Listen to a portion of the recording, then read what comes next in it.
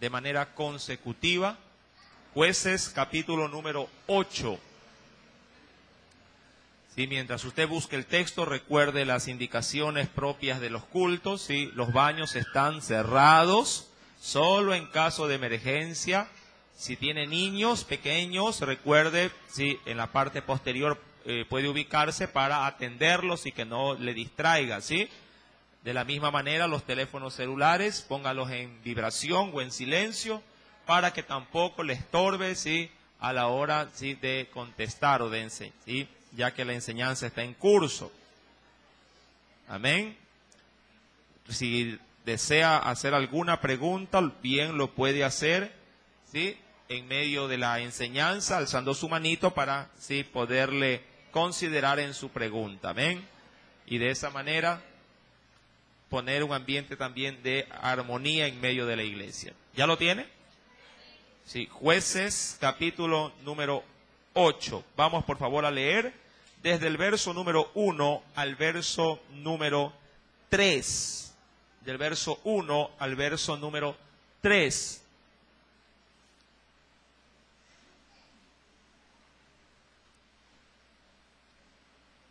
Y leemos la palabra de Dios en el nombre del Padre, del Hijo y del Espíritu Santo. Pero los hombres de Efraín le dijeron: ¿qué es esto que has hecho con nosotros, no llamándonos cuando ibas a la guerra contra Madián? Y le reconvinieron fuertemente. Verso 2, léalo por favor.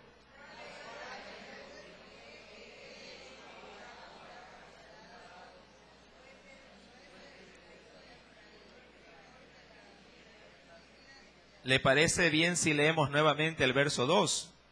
A los cuales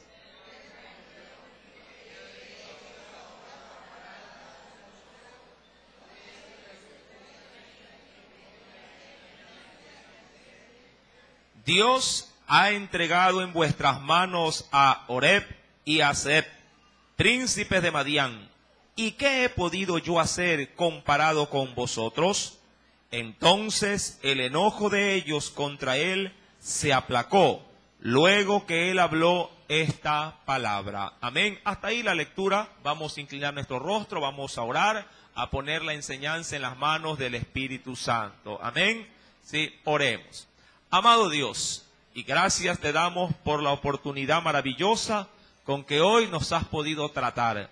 Nos has regalado la vida en este día. Nos has permitido ver, Señor amado, Señor, tu firmamento. La luz de este día, Señor amado, ha podido, Señor, en ti mostrar nuevamente su gloria. Gracias por esa oportunidad maravillosa, mi Dios. Gracias también porque has puesto en nuestro corazón el querer como el hacer del estar aquí hoy en tu casa. Mi Dios, de la misma manera ahora te solicito que bendiga, Señor amado, todo mi ser, cuerpo, alma y espíritu, por medio del estudio de tu palabra. Que sea tu gracia y tu misericordia la que ministre en esta preciosa mañana mi vida, la vida de mis hijos, la vida de toda mi familia. Sabes tú muy bien, oh Dios, que necesito de ti, que hoy tú en tu voluntad estableciste este tiempo para mí. Ayúdame pues, Señor, a entender esta palabra.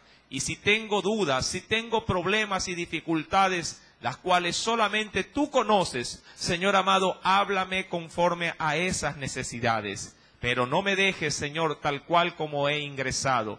Llévame más bien de este lugar con esa palabra, Señor amado, en mi corazón. Porque tengo la disposición no solamente de oírte, sino también de obedecerte. Y de esa misma manera, Señor, bendice a nuestros niños, que también se encuentran en las diversas clases, juntamente con los adolescentes. A ellos también otórgales, oh Dios, una palabra para sus vidas. Sé tú mismo ministrándoles, Señor amado, y acelera también los pasos de aquellos hermanos y hermanas que han decidido, oh Dios, venir a congregarse. No los dejes, Señor, fuera de tu cobertura. Aliéntalos también y esfuérzales, mi Dios, para que todos podamos crecer uniformemente en tu gracia y en tu misericordia.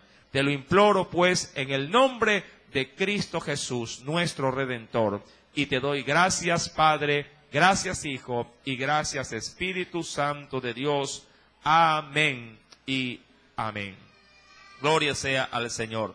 Bien, a manera como se suele acostumbrar, sí, a manera de un recuento en el texto bíblico, mi querido hermano, recordará usted, sí, los acontecimientos que se llevaron a cabo, se han llevado a cabo a través de un juez llamado Gedeón. Amén, si se recuerda que en capítulos anteriores, hablando de este juez, sí, mi amado hermano, la nación de Israel había sido oprimida. ¿Por qué tipo de enemigos?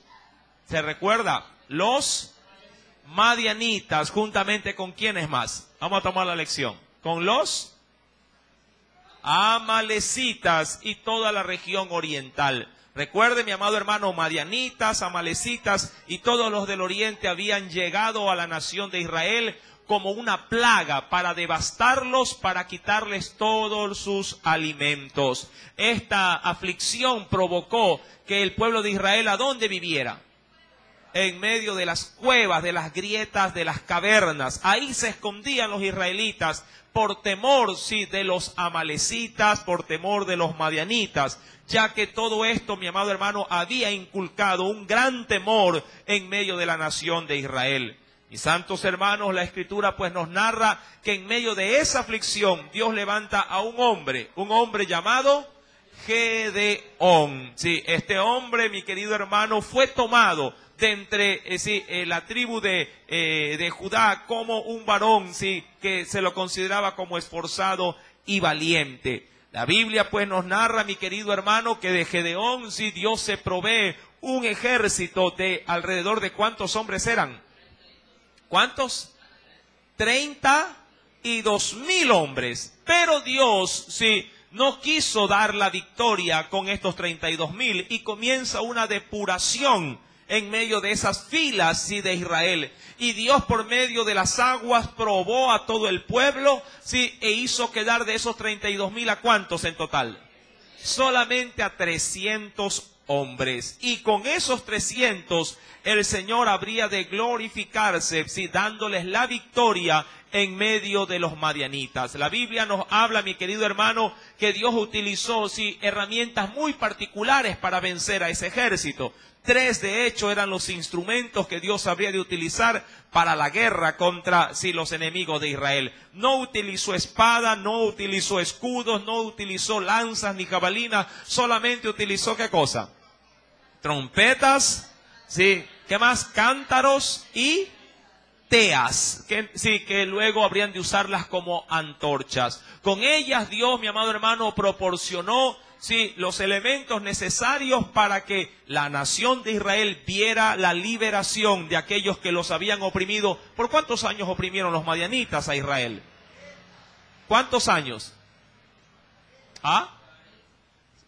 ¿Cuántos años? 8 años, si no se confunda con el otro, sí, con el otro juez. Sí, donde fue, sí, mucho más prolongado, sí, la opresión de los, en este caso, de los filisteos sobre Israel. Mi amado hermano, sí, todo este tiempo Israel pues siendo oprimido, Dios tuvo misericordia y los liberta con estos 300 por medio de esta, sí, gran estrategia, obviamente no entendida por la mente humana, pero sí dentro de la fe, Dios les habría de dar la victoria. ¿De qué manera venció Gedeón a sus enemigos? Dios confundió, dice la Biblia, así, a los soldados enemigos y comenzaron a matarse entre ellos mismos. Amén. De esa manera Dios trajo una gran liberación al pueblo. Pero en el capítulo número 8, que es donde vamos a concentrar nuestro estudio en esta mañana, mi amado hermano, sí, algo habría de suceder entre la nación de Israel. Justamente en el preciso momento donde se estaba llevando a cabo el fulgor de la batalla. Mi querido hermano, dice la Biblia, versículo 1, acompáñeme nuevamente a la Escritura y leamos. Pero los hombres de Efraín, es decir, de la tribu de Efraín, usted recuerda que la nación judía estaba conformada por 12 tribus, así como en nuestra nación está conformada por 4 regiones. ¿Cuáles son las regiones?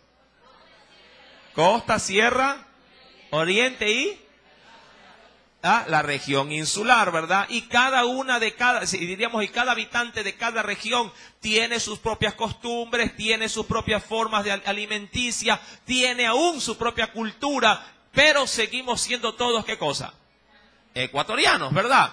Dentro de la nación judía existían 12 no tribus, sino, perdón, no 12 regiones, sino 12 tribus, pero todas formaban la nación judía. Ahora, los de Efraín, que era la tribu de Efraín, ellos, mi querido hermano, sí van a, diríamos, aparecer en el escenario bíblico de esta batalla, pero de una manera muy negativa. Y eso es lo que vamos a concentrarnos, a analizar, sí, en esta mañana. Dice la Biblia que los hombres de Efraín le dijeron, ¿a quién?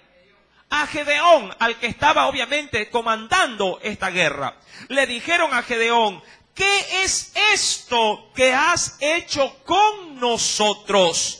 No llamándonos cuando ibas a la guerra contra Madián. Ahora, ¿qué pasó, mi querido hermano? Sí, ¿qué reclamaron en este caso los de Efraín? Que no se los había tomado en cuenta para la batalla. Ahora, Gedeón lo hizo así, mi amado hermano, porque le dio la gana de no llamarlos. Mi amado hermano, Gedeón estaba siguiendo instrucciones ¿de quién? De Dios para la batalla. Y aun si ellos hubiesen sido convocados, les aseguro que también hubieran sido descartados para ir a la batalla, porque a Dios si no le placía dar la victoria con la muchedumbre de los soldados israelitas, sino con su poder y su gloria. Adicionalmente, si usted me acompaña a Jueces capítulo 6, vayamos a 2 capítulos anteriores. Jueces capítulo número 6. Sí, la convocatoria, sí, Gedeón la había hecho a ciertas tribus específicas más afectadas dentro, diríamos, de la nación judía. ¿Qué nos dice la Biblia? Versículo número 35, 34 y 35. Entonces el Espíritu de Jehová vino sobre Gedeón. ¿Eso qué implicaba? De que de Gedeón ya no hacía lo que él quería, sino lo que el Espíritu de Dios le hacía hacer, ¿sí? O le motivaba a hacer. Ahora, ¿qué le intuyó el Espíritu Santo una vez que ya estaba sobre la vida de Gedeón? Recuerde esto. Entonces el Espíritu de Jehová vino sobre Gedeón, y cuando éste tocó el cuerno, ¿qué cuerno? El cuerno que alertaba, o la trompeta que alertaba a la nación para la guerra. Usted conoce, ya hemos explicado de esto, que en Israel se usaba en este caso las trompetas, pero ¿para qué? En función de la nación. 2 cosas esenciales. ¿Cuál era la primera? Tomo la lección. A ver. Para congregar al pueblo en el tabernáculo de reunión. Sí, esa era la primera razón de utilizar trompetas o cuernos para alertar al pueblo. Y la segunda, para llamar a la nación ¿a qué cosa? A la guerra. Para advertirle al pueblo que estuviera percibido si hubieran enemigos en su ciudad. Ahora, la Biblia dice que él tocó el cuerno. Es decir, él alertó. ¿A cuántos alertó? ¿A unos cuantos? No, a toda la nación. Ahora, dice la Biblia en el verso número 34, y cuando éste tocó el cuerno, los abiezeritas, que era en sí mismo una familia, la familia de Abiezer, dentro de la familia, así que era perteneciente a Gedeón, dice, se reunieron con él. Primer punto, el llamado fue para toda la nación. Ahora, ¿cuántos se apercibieron del tocar de la trompeta? Solamente una familia. Y dentro de ellos, si vamos al verso 35, dice la Biblia, envió también, ¿qué hizo de manera adicional Gedeón? Envió mensajeros, dice la Escritura. Sí, por todo Manasés, que era otra tribu de las 12, y ellos también se juntaron con él. Asimismo envió mensajeros a otra tribu. ¿Qué tribu ahora? La tribu de Aser. Y también ¿a qué otra tribu? De Zabulón. ¿Y qué otra tribu más? Y a Neftalí, los cuales salieron ¿a dónde? A encontrarle ¿a quién? A Gedeón, el cual se encontraba en el monte. Mi amado hermano, ahora, la situación de guerra no era algo oculto, era algo muy, diríamos, conocido por el pueblo, por la nación. Mas, sin embargo, no todos respondieron al llamado, ¿sí? ¿De qué? De Gedeón. Y más adelante, porque vamos a introducirnos en el capítulo 8, más adelante vamos a ver esto de una manera más notoria, más remarcada, que hasta coraje da. Sí, ya cuando uno analiza la parte humana de la persona. Sí, haciendo ellos, mi amado hermano, caso omiso en medio de una guerra, caso omiso al llamado de salir a la batalla. Al contrario, son opositores. Sí, y eso lo vamos a analizar más adelante. Ahora, cuando vamos al capítulo 8, retomemos por favor el capítulo 8, los de Efraín se sintieron ofendidos. Los de Efraín se sintieron, diríamos, menospreciados ante los ojos de Gedeón, porque no habían sido convocados. Recuerde cómo le reclaman a Gedeón. Versículo número 1 nos dice: ¿qué es esto que has hecho con nosotros, no llamándonos cuando ibas a la guerra contra Madián? Ahora, aclaro algo, en el libro de los Números, mi amado hermano, se narra que la nación de Efraín, o la tribu de Efraín, era la nación, sí, o la tribu más numerosa. De hecho, en el libro de los Números, cuando se llega a contabilizar los hombres de guerra de 20 años hacia arriba, tenían más de 40,000 soldados. Más de 40,000. Claro está que comparado con el ejército madianita, el ejército amalecita, el número de los guerreros de Israel no llegaba, sí, a alcanzar, en este caso, las fuerzas enemigas. Porque los enemigos de Israel eran innumerables, como la arena, como usted ya lo leyó, ¿verdad? En otros textos, como la arena que estaba en el mar. Eran incontables. Sí, cuando ingresaban a Israel la devastaban como las langostas a las cosechas. No dejaban nada que comer. Sí, de hecho el pueblo para poder comer algo tenía que salir a escondidas, a andar rebuscando las sobras para poder alimentarse. Mi amado hermano, sí, el pueblo de Efraín se levanta contra Gedeón y le reclama y le dice: ¿por qué no nos llamaste a la guerra? Ahora, esto es curioso y lo quiero llevar a la práctica espiritual también de la iglesia. El llamado a la guerra, Gedeón lo hizo de manera, ¿sí?, general, lo hizo público. Así como cuando público también se hace desde los altares de aquí o de cualquier otro altar en alguna iglesia, se hace la demanda de salir a hacer la obra de Dios. ¿Verdad? Desde los altares se pronuncia a garganta, voz en cuello, si dicen los muchachos, a garganta pelada. Se hace la promoción y se hace la invitación de que se unan a predicar la palabra. Que salga el pueblo, sí, a la guerra. Mas, sin embargo, conocidos y entendidos, mi querido hermano, de esta labor y esta responsabilidad cristiana que tenemos como hijos e hijas de Dios, no todos los que oyen la invitación lo hacen. ¿Cierto o falso? ¿Ah? ¿Verdad que sí? Cuando ya estamos en la guerra, es decir, listos para salir a la batalla espiritual, a luchar contra las huestes espirituales de maldad, porque predicar la palabra no es cosa sencilla, parece sencillo, ¿verdad? Pero hay una lucha, hay una resistencia, y solo aquellos que lo hacen podrán notar y considerar de qué manera uno batalla, no contra la persona que está delante de uno, sino contra quien quiere gobernar esa vida y no aflojarla y endurecerle su corazón y su mente. Y uno puede estar dando la palabra y en su mente y en su corazón también está orando y diciéndole: Señor, quítale ese velo, rompe esa mente obtusa que tiene y hazlo blando y sensible, sí, a tu voz. ¿Verdad que así es? Solo los que van a predicar conocen de esto. Mi amado, pero ojo, la invitación es para la iglesia entera. Pero en el momento de llamar a la guerra, sí, muchos, oyendo el llamado, no se presentan a la batalla. De ahí que podría yo decir, mi amado hermano, que en vez de ser facilitadores, se hacen piedras y obstáculos entre los mismos hermanos. Eso es como llevando a la otra área, a otra esfera. Eso es como más o menos decir dentro de una iglesia: hermanos, la iglesia necesita mantenimiento, por ejemplo.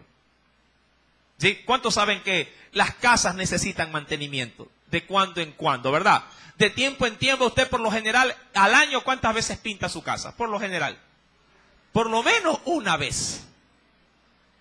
¿Verdad? Si es un poquito medio ocupado, entre comillas, por no decir dejado mismo, sí, lo deja 2, 3 años. Ahora, ¿cómo se ve una casa sin mantenimiento? Se deteriora, ¿verdad? Se la ve envejecida. Ahora, usted en casa podría notar esto y decir, hermanos, o en la familia, hijos, tantos, sí, a la casa le hace falta una manita de pintura y todo el mundo se apercibe. Y es verdad, se la ve bien destruida, se la ve demacrada, sí, como que, ¿verdad? Como que está envejecida. Todo el mundo se apercibe. Pero pregunto, ¿quién se anima a coger la brocha?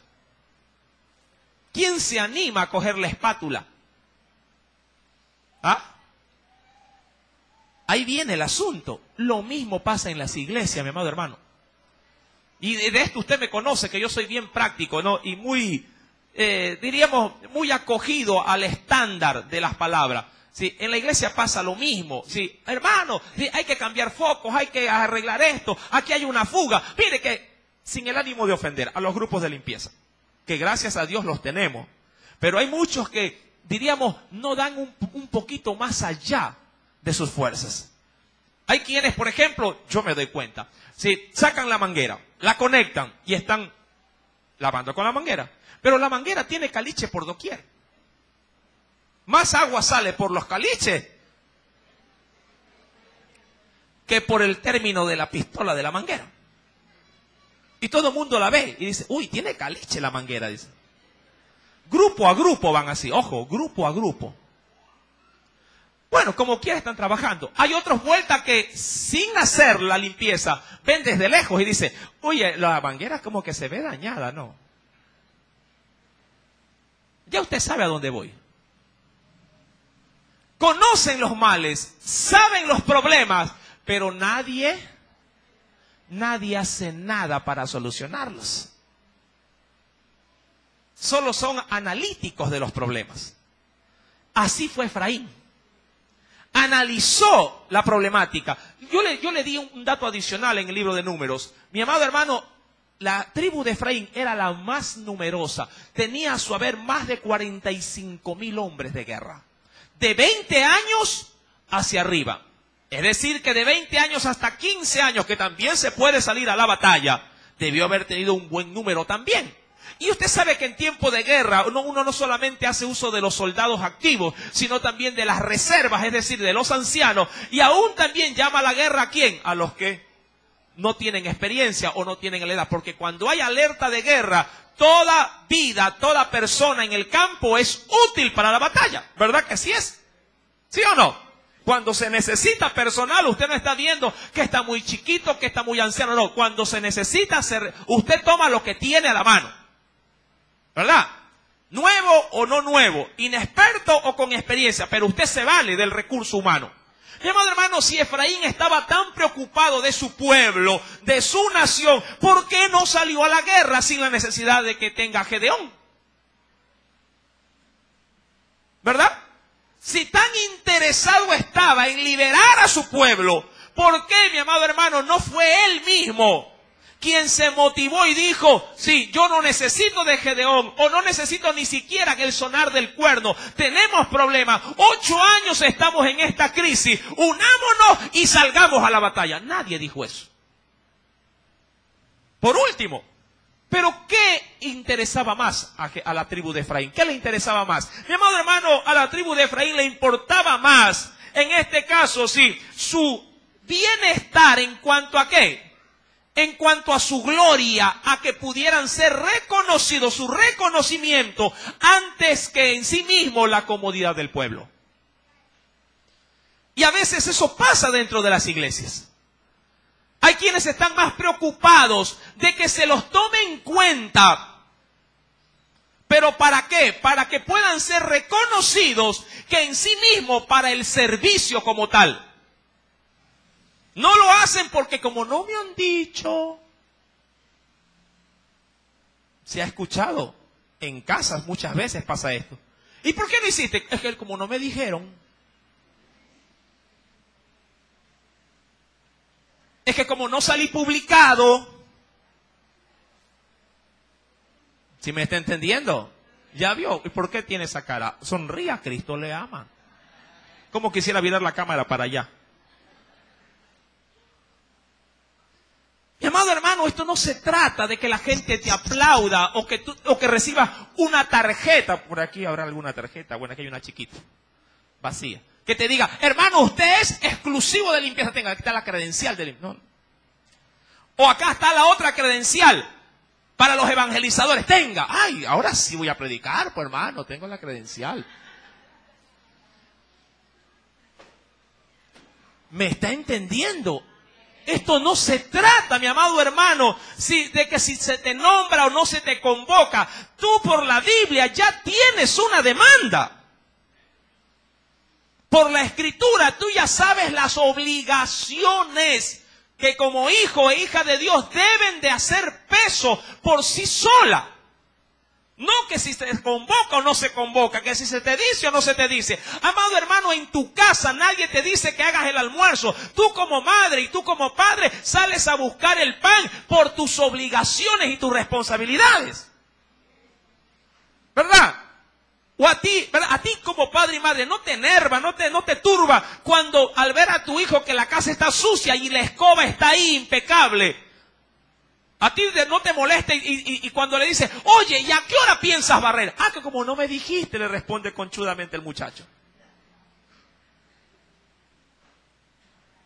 ¿Verdad? O cuando vienes atareado de la calle y en casa hay todo para hacer y las muchachas están vagas viendo la novela y uno espera por lo menos que el almuerzo esté listo. Sino que la madre, ¿verdad? Y discúlpeme la expresión, como burrito, cargada, cansada, atareada, llega y dice, ¿y qué? Ni siquiera han puesto una olla a hervir el agua. ¿Verdad? En mi casa pasa eso, no sé en la suya. Y causa malestar. Mi amado, en la iglesia pasa igual. La obra de Dios está ahí y la gente es indiferente.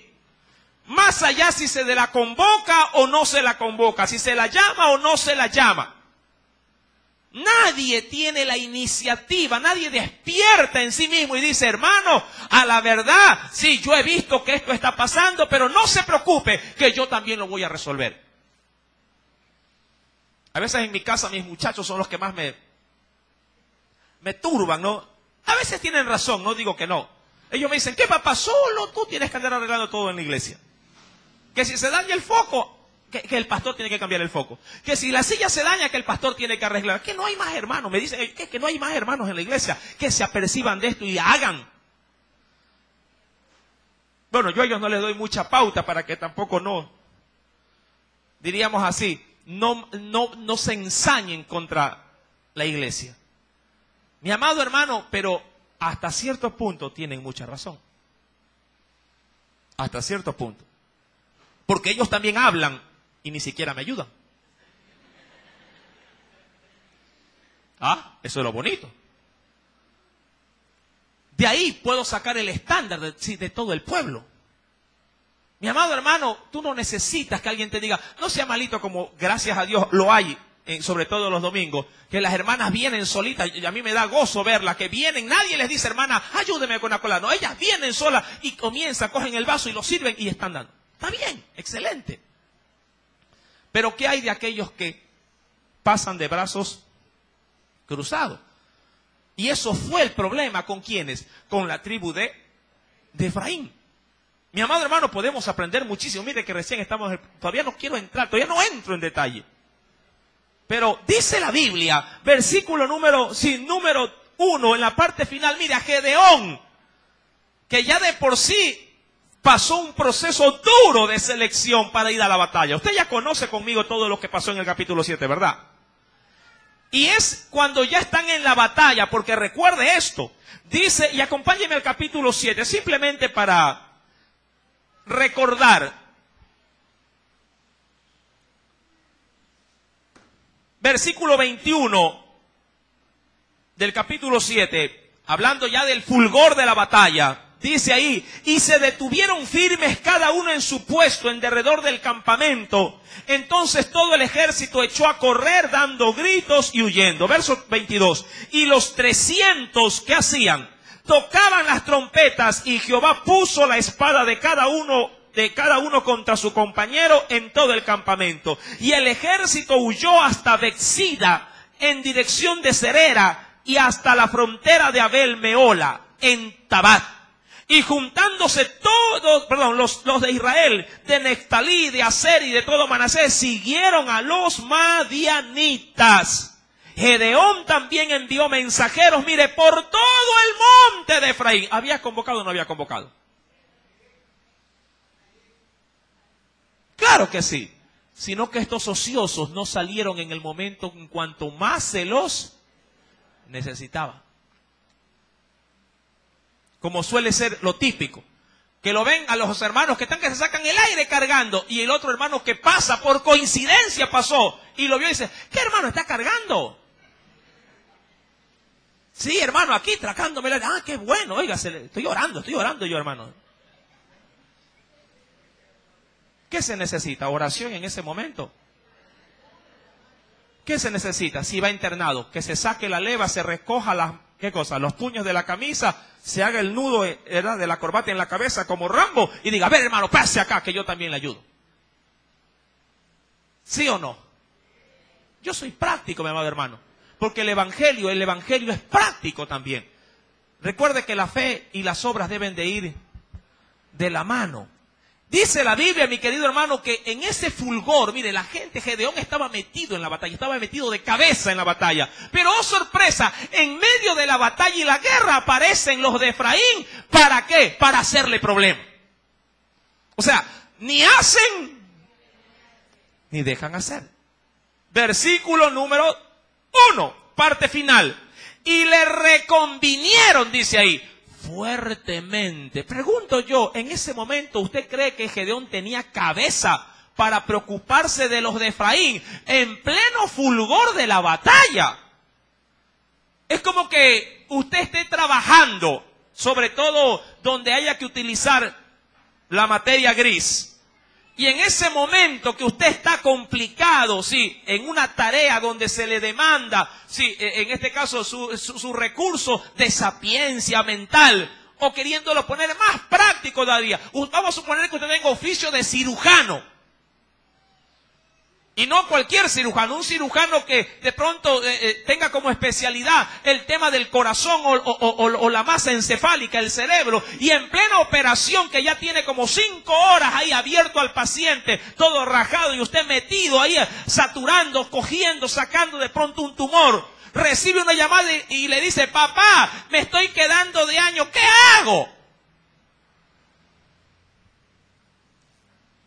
Pregunto, ¿hay cabeza en ese momento para eso? Claro que no. O lo que es peor, papá, no te olvides que tienes que comprar la leche, el pan y todo. Y dice, pero papá, estoy en otra cosa, le dice. Estoy turbado en otra cosa. Estoy metido de cabeza en otra cosa. Mi amado hermano, así interrumpió Efraín a Gedeón y los suyos en medio de la batalla. Y dice en la parte final, y le reconvinieron fuertemente. Mire, si algo Gedeón quería recibir en ese momento, ¿qué cree usted que era? Por lo menos, ¿qué cosa? Apoyo, por lo menos palabras de aliento, por lo menos la palmadita en la espalda que le digan, bien Gedeón, qué chévere, has hecho algo que ni nosotros durante 8 años no hemos podido llegar a hacer. ¿Verdad?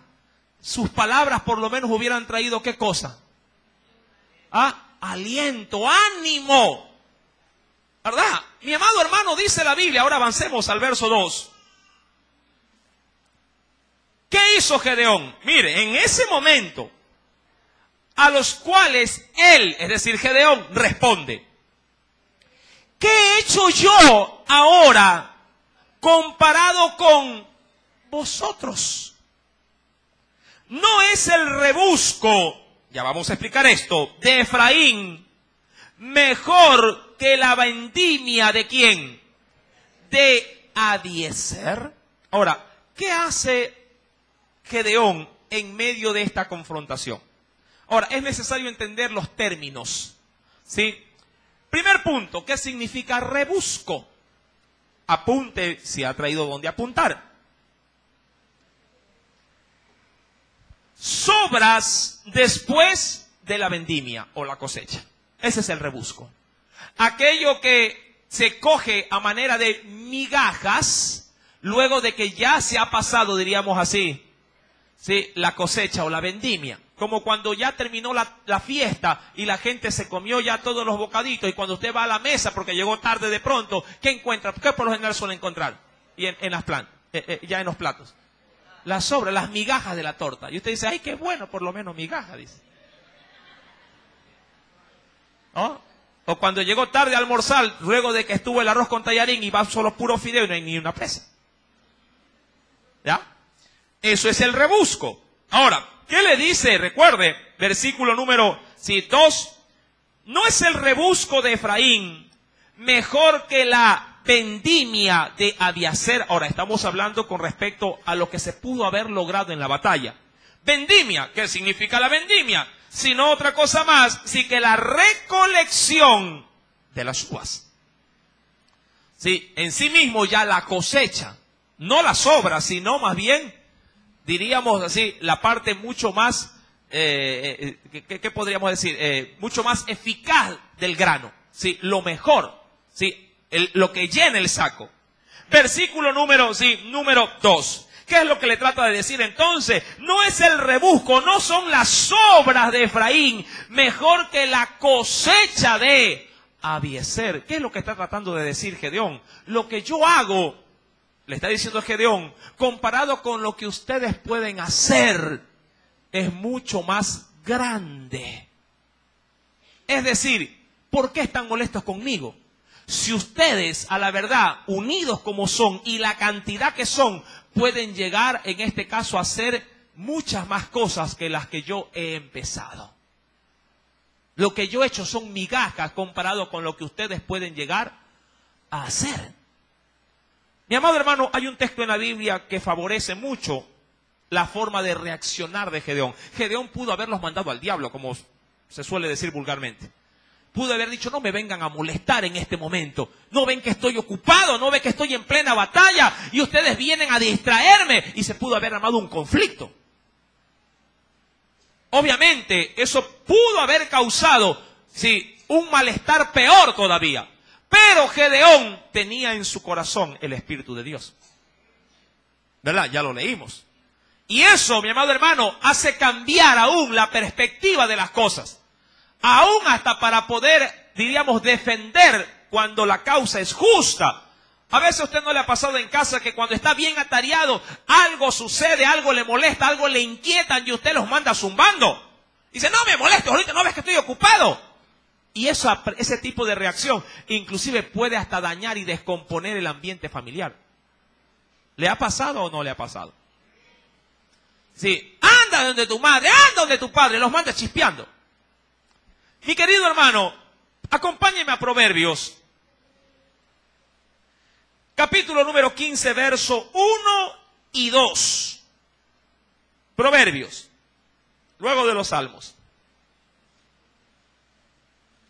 Capítulo número 15.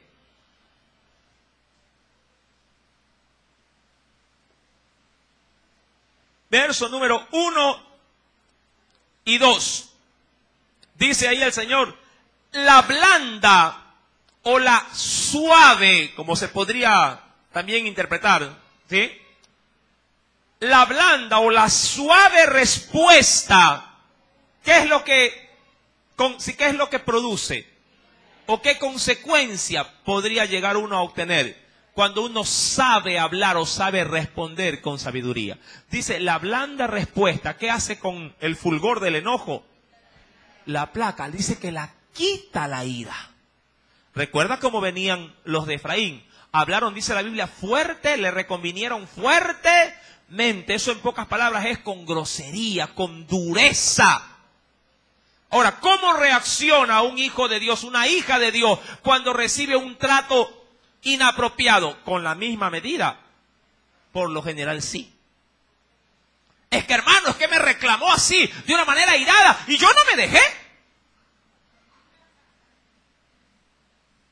¿Verdad? Así reaccionamos muchas veces. Lo que pasa es que él me dijo pues que era tonta, que era loca, y no, pues yo, no me conoce, hermano. De verdad que no la conozco. En mi casa siempre pasa. En su casa nunca pasa.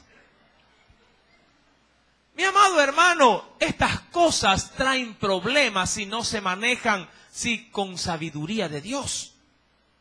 La Biblia, por eso, mi amado hermano, diríamos, el instructivo de vida del creyente para poder recibir bendición, paz. Obviamente, si estamos dispuestos a recibir el consejo de Dios. Dice la Escritura, mi querido hermano, la blanda respuesta quita la ira, mas la palabra áspera. ¿Qué dice?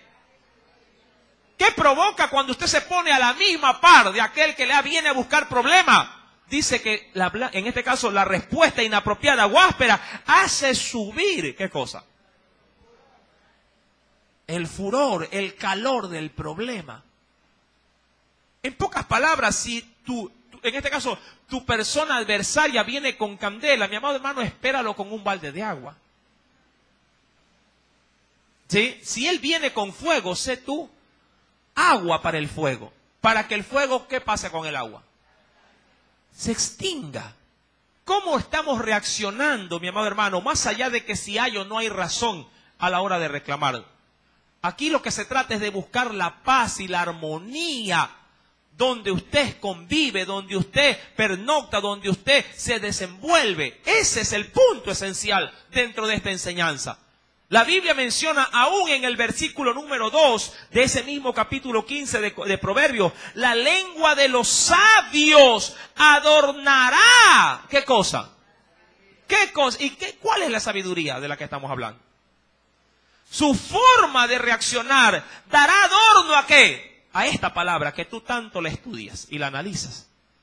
Mira el texto. La lengua de los sabios adornará la sabiduría.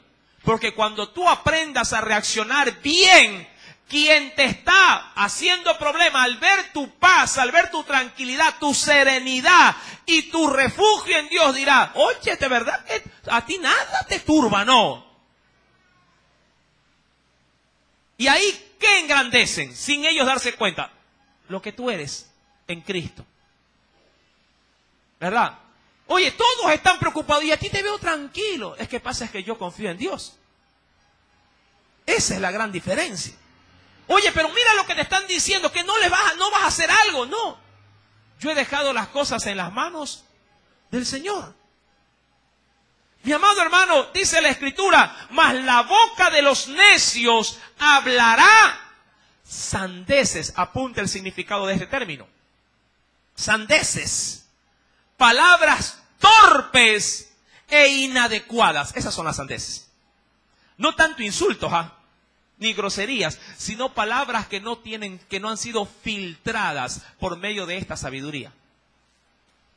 Una palabra torpe es una palabra, mi amado hermano, como en el significado, es una palabra inadecuada en el momento de pronto más preciso. Como dicen por ahí, dijo las palabras correctas, pero en el lugar no indicado. Porque hay muchos que suelen inclusive reaccionar, entre comillas digo, cristianamente, evangélicamente, pero lo hacen en los momentos menos apropiados o indicados. Están en el furgor del problema, están en el calor del problema y le dicen, cállate, hijo del diablo. Bueno, es verdad, puede ser un hijo del diablo porque hace las cosas del diablo. Pero esas palabras no son, diríamos, apropiadas en ese momento, aun cuando utilices aún hasta los versos bíblicos. ¿Sí? Puede ser inclusive muy bíblico a la hora de confrontar un problema. Pero mi amado hermano, la Biblia, como el mismo apóstol Pablo, guiado por el Espíritu Santo, nos lo enseña, no es para contender. Amén. Hay quienes educadamente pueden usar la Biblia, sí, como un guante blanco para andar golpeándole la boca a todo el mundo. Y no es para eso la Biblia. Cállate, mentiroso, padre de toda mentira. Como que si es el diablo. Es el marido. Mi amado hermano, debes de ser sabio. Y debes de usar la Escritura no como un escudo para hacer pedazos a los demás. ¿Sí me estás entendiendo? Mi amado hermano, cuando retomamos, por favor, el libro de los Jueces, en ese fulgor de la batalla, pues, sí, donde Gedeón estaba metido en otra cosa, Sale un problema interno simplemente porque los de Efraín se sintieron ofendidos porque no fueron invitados a la batalla. Y cuando llegaron, no llegaron a ser apoyo para la batalla, sino que llegaron a hacerle problema a quien estaba liderando la guerra. Cosa terrible. Es como que usted salga a predicar la palabra, a hacer la voluntad de Dios, y a quienes ha invitado a que lo apoyen, cuando llega, comienzan a criticar lo poco que usted está haciendo. Pastor, ¿y qué tan lejos ha sido esto? No, pues yo pensé que era más cerca de la iglesia. A mí no me está invitando así cuando sea muy lejos. Y ahí es cuando uno se rasca la cabeza y dice, Señor, ¿a quién traje? Yo pensé que este me iba a venir a ayudar, pero he visto que viene a ser estorbo. E inclusive puede ser tu propio compañero de milicia en el evangelio. Tú estás tocando la puerta y el otro está, ay hermano, no toque tanto, ya deje nomás, no ha de querer. O sea, en vez de estar ahí diciendo, hermana, insista, estoy orando en mi interior para que el Señor, sí, le abra el entendimiento y pues, no, es todo lo opuesto. Amén. Viremos la cámara, que los enfoque también. Usted está de lleno en la batalla de la predicación, está de lleno en la obra de Dios. Y el otro está, ya, pura hermana, vamos rápido, es tarde, no he cocinado, no he lavado. Por Dios, quédese en casa, cocine y lave, pero no sea de obstáculo. Así no se puede salir a la batalla. ¿Sí me está entendiendo? Mi querido hermano, los de Efraín hicieron a la verdad un alboroto innecesario. Verso número 3 dice la escritura, Dios, hablando Gedeón justamente para poder calmar los ánimos. Dios ha entregado, les dice a ellos, ha entregado en vuestras manos a Oreb, que eran los príncipes de los enemigos de ellos. Ha entregado en sus manos a Oreb y también a Seb, príncipes de Madián. ¿Y qué he podido yo hacer comparado con vosotros? Entonces el enojo de ellos, ¿qué pasó? Contra él se aplacó. Luego que él habló, eso sí, y lo resalta la Biblia, luego que él habló esta, ¿qué palabra?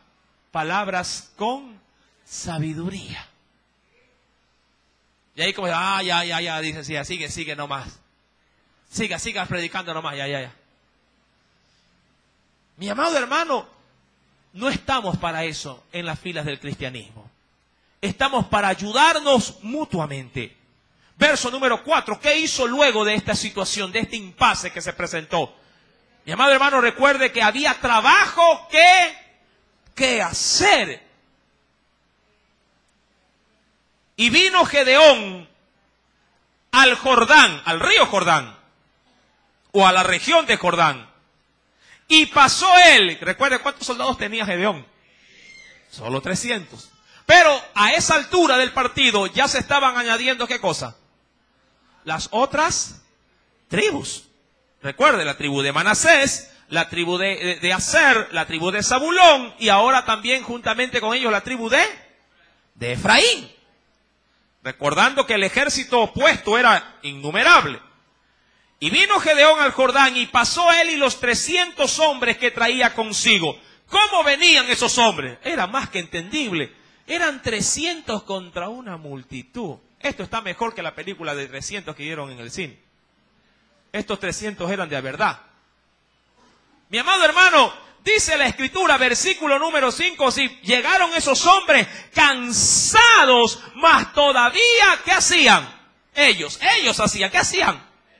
Persiguiendo. Bien dice la escritura, que cuando uno obviamente está bien con Dios, vienen, mi amado hermano, por un camino y por 7 huirán. Mi querido hermano, estos 300 estaban, diríamos así, hastiados en su fatiga, de cansancio, de apuro, porque la batalla era grande. Innumerables los enemigos. Faltaba tiempo y fuerzas para poder continuar, en este caso, en medio de la batalla. Y es como lo que pasa en la actualidad. La Biblia dice que la mies es mucha y los obreros son pocos. Y como la mies es mucha, mi amado hermano, obviamente los que salen a trabajar en la obra de Dios terminan, ¿qué cosa? Por ser tan pocos, cansados y fatigados. A veces parece mentira. A veces uno anhela, aunque sea un vaso de agua cuando sale a evangelizar. Y justamente ese día el sol pega, pero como en playa. Sí, y a todos los que has visitado ni siquiera un vaso con agua. Y uno dice, ay Señor. Pero sabe que la labor es necesaria, ¿verdad? Y su motivación no es el vaso con agua, su motivación es servir a su Dios. Mi amado hermano, y es en medio de esa situación que algo curioso va a pasar. Y terrible al mismo tiempo. Dice la Escritura, versículo número 5, ¿recuerda dónde fue? Sí, en este caso Gedeón. Verso 5. Y dijo a quienes, a los de Sucot, recordando que en Sucot se había levantado, por medio del mismo pueblo de Israel, una preciosa ciudad, sí, donde en algún momento un patriarca recibió una bendición, una revelación, hablando de Jacob, que fue en Sucot también. Mi amado hermano, en ese lugar se había levantado una preciosa ciudad. Por lo general, las ciudades se levantan a las orillas de los ríos. ¿Con qué objetivo? ¿Por qué? Como Guayaquil. Guayaquil prácticamente está negada por ríos de agua. ¿Por qué se levantan ciudades por lo general a los pies de los ríos? Porque ahí suele haber producción. El territorio es fértil. Y en esta ciudad, mi amado hermano, de Sucot, Gedeón llega con sus 300 hombres con la lengua afuera. Cansados, correteando ellos a los enemigos y dándoles muerte también. Y dice la Biblia, y dijo a los de Sucot, yo os ruego que deis a la gente que me sigue, es decir, a estos 300 que vienen conmigo, les den unos bocados de pan. Porque están cansados y yo persigo a otros dos príncipes enemigos. ¿A quiénes persigo? A Seba y a Salmuna, reyes de Madián. ¿Qué sucede? Verso número 6. Y los principales de Sucot respondieron, ¿a quién? A Gedeón. ¿Qué les dicen? ¿Están ya Seba y Salmuna en tu mano para que demos pan a tu ejército? Es decir, ya los capturaron, ya los eliminaron, ya los mataron. Obviamente, ¿qué les acaba de decir Gedeón? Los estamos persiguiendo.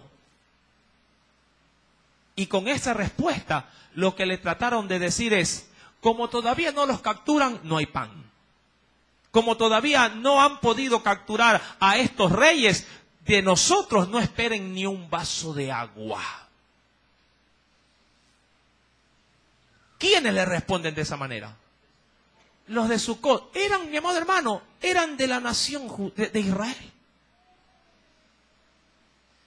Sí, tanta indiferencia, tanto que mi importismo, si al obtener, mi amado hermano, esta batalla ya por sí misma, al tenerla a favor de Israel, ¿acaso no habrían también de beneficiarse los de Sucot con todo esto?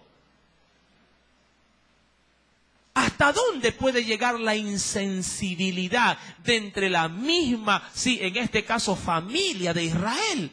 ¿Hasta dónde puede llegar también la insensibilidad dentro del pueblo de Dios en la actualidad?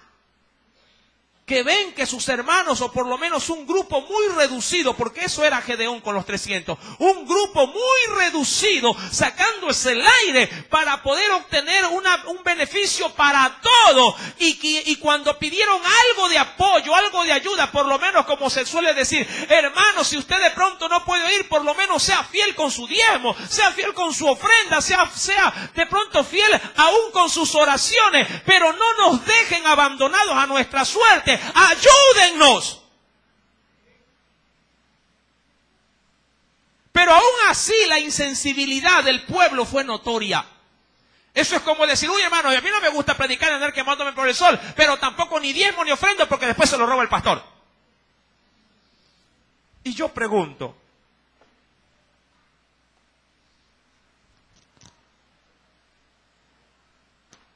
es todo el paquete, todo el paquete.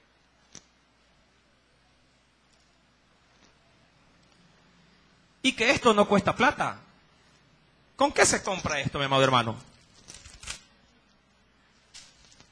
¿Con qué se compra esto? ¿Ah?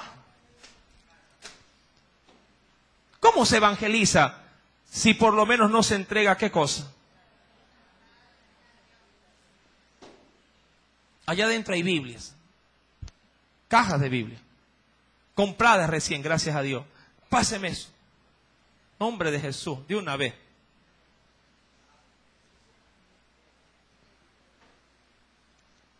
De la predicación se puede olvidar, pero de lo que le muestro no. Dice, el pastor estuvo bravo un día, dice. ¿Y esto cómo se compra, amado hermano? ¿Cómo sale esto? Hay bastante de esto aquí adentro. Compramos cajas de cajas. Si a usted le da ociosidad en no venir a compartir la palabra, por lo menos apoye con sus oraciones y con la bendición que Dios le da. Y sea fiel por lo menos con su ofrenda y su diezmo para que quienes sí quieren salir a trabajar puedan obtener por lo menos una botella de agua, un tratado o una Biblia que regalar, porque nosotros no vendemos nada.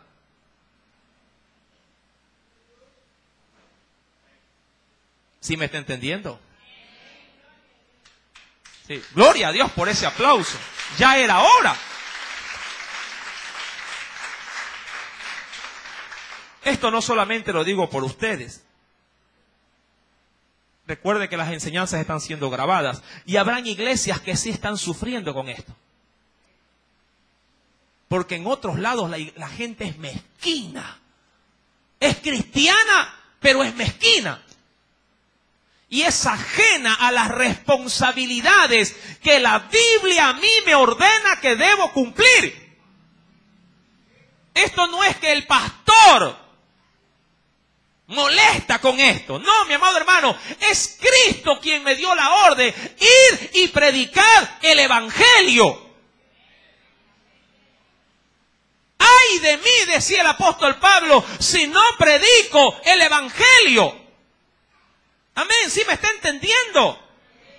Esto no se trata de un capricho de hombre, esto se trata de una responsabilidad desde el momento que Cristo ingresó a mi corazón. Y si por lo menos yo no lo hago, porque no me da la gana de hacerlo, por lo menos cumplo con lo poco que tengo que hacer para que otros lo hagan. Mire que estamos analizando en la Biblia y en el estudio que se hace en esta iglesia. Sí, yo creo que las cosas caen y se engranan en perfección. Mire que estamos estudiando en el libro de los Corintios el tema de las coronas. ¿Verdad? ¿Cuántas coronas hay de Dios para sus hijos y cómo se las obtiene? Y una de las primeras que vimos, mi amado hermano, fue la corona de gozo allá en Corintios. Y esa corona se la obtiene con una labor. ¿Qué labor es esa? ¿Cuál? Si usted vino, sabe cuál. ¿Cómo se gana la corona de gozo? ¿Por medio de qué? Del ganar almas.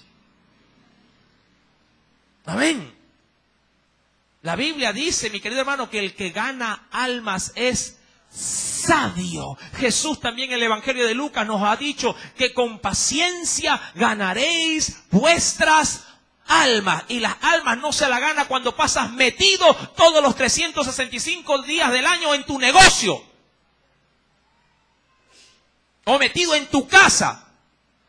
A las almas hay que salirlas a buscar como hacía Jesús. Iba por las aldeas, iba por los pueblos, predicando el evangelio del reino de los cielos. No seas irresponsable en tus obligaciones espirituales. Le das más valor al trabajo secular que al trabajo espiritual. No digo que no trabajes, trabaja. Pero no te despreocupes de la labor espiritual. No piensas que por venir a la iglesia, mire que el día jueves pasamos diapositivas acá atrás. Y la gente piensa que porque viene a la iglesia ya, que porque diezma ya. ¿Qué más se puso ahí? Porque ha nacido en un hogar cristiano, ya está, cumplido. Hay otros que porque piensan que se bautizaron y participan de la Santa Cena, ya lo han cumplido todo. Eso también lo puede hacer el diablo. El enemigo también, o almas perdidas y duras de corazón, bien pueden venir todos los días a la iglesia. Y hasta pueden bautizarse también. Pecadores secos y salen pecadores mojados. Pueden inclusive meterse la mano al bolsillo y dar fuertes cantidades de dinero. Pero, amado hermano, nada de esto complace al Señor si no nace de un corazón donde haya el Espíritu Santo regenerado su vida. Esa es la diferencia. Mis amados, los de Sucot, bien endurecidos con su propia nación, porque Gedeón pertenecía a la nación de Israel, con los 300. ¿Usted cree que los 300 que estaban con Gedeón no esperaban por lo menos un vasito con agua diciendo, por favor, estamos de fatiga, estamos luchando por ustedes, denos un bocado? ¿Qué les pedían? Cabras, encebollado, hornado, ¿qué les pedían? Mendrugos de pan, bocado de pan, nos morimos de hambre y la guerra todavía está en pleno apogeo. Mi amado hermano, ellos dijeron, ¿están ya los de Seba y de Salmuna en tu mano para que demos pan a tu ejército? Verso 7. Entonces entendemos la respuesta de Gedeón. Y Gedeón dijo, cuando Jehová haya entregado en mi mano a Seba y a Salmuna, yo trillaré vuestra carne con espinos y abrojos del desierto. Ahora, esa labor no nos compete a nosotros. Eso lo hará Dios con los indiferentes, con los que simplemente cuando escuchan palabra o mensaje de Dios como este, dijeron, a mí qué me importa. Igual yo hago lo que yo quiero. Dios sabe que soy ocupado. No me interesa. ¿Sí me está entendiendo? Por eso es que Dios, mi amado hermano, a veces cuando clamas y clamas y pides, Dios así.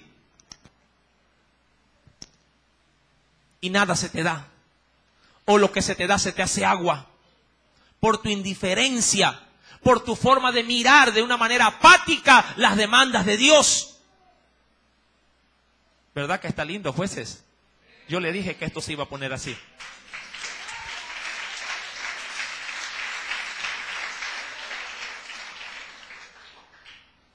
Y dice la Escritura, verso 7, cuando Jehová haya entregado a mi mano a Seba y a Salmuna, yo trillaré vuestra carne contra espinos y abrojos del desierto.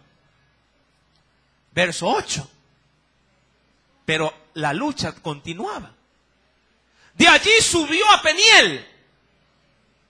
En Peniel, mi amado hermano, había pasado un acontecimiento glorioso con los patriarcas. ¿Qué pasaba en Peniel? ¿Qué pasó? ¿Cuántos recuerdan que algo pasó en Peniel? Jacob luchó ¿con qué? Con el ángel. Y ahí, mi amado hermano, Dios también proclamó una palabra de bendición.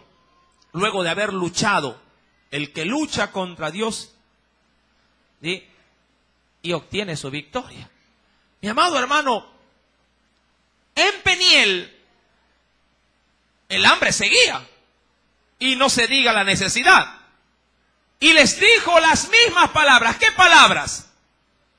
¿Qué les dije? ¿Qué les dijo Gedeón? Por favor, quien les habla y los 300 necesitamos un bocado de pan. Estamos cansados.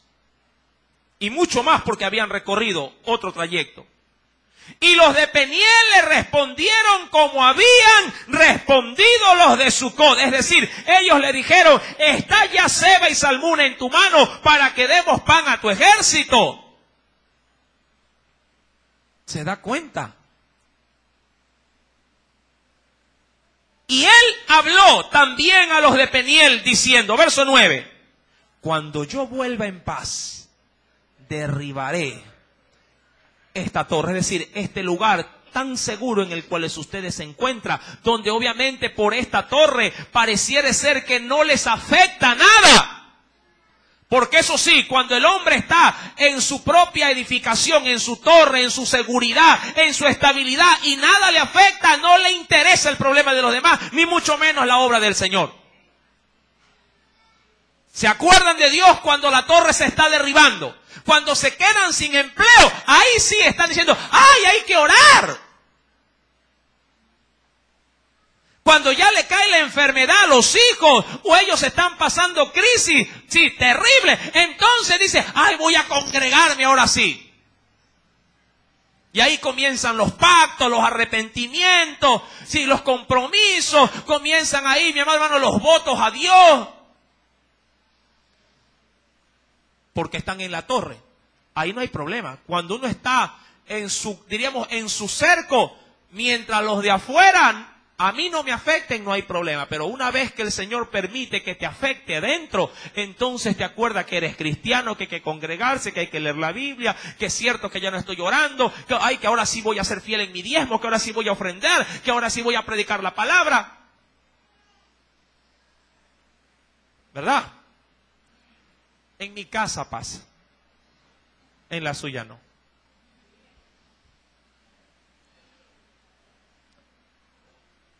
Y le habló, verso 9, también a los de Peniel diciendo, cuando yo vuelva en paz, derribaré esta torre.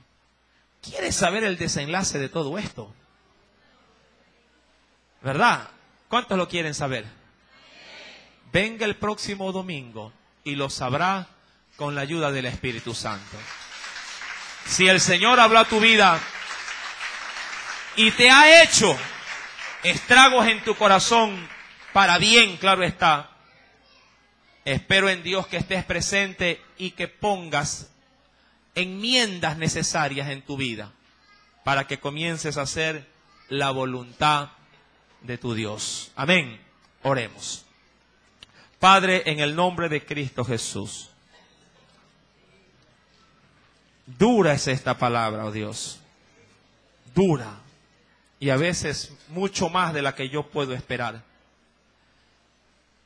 Pero cual Pedro, reconociendo el poder de esta palabra, bien podríamos decir, pero ¿a quién iremos?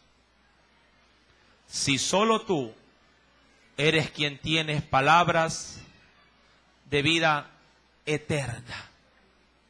Señor, que no sea insensible como los de Sucot, que no sea indiferente como los de Peniel, o mucho menos que pueda llegar a ser como los de Efraín, que fueron más un problema que una solución.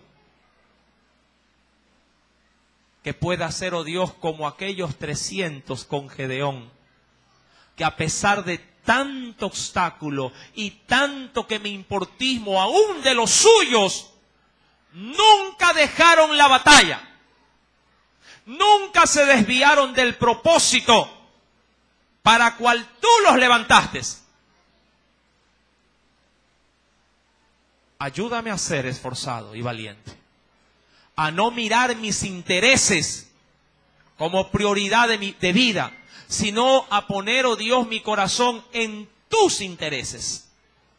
Porque en los negocios, como lo dijo Jesús, siendo aún un niño, en los negocios de mi Padre me conviene estar. Que esos negocios sean, oh Dios, los que impulsen mi vida, el hacer tu voluntad. En el nombre de Jesús. Amén y amén. ¿Sí? Gloria sea al Señor.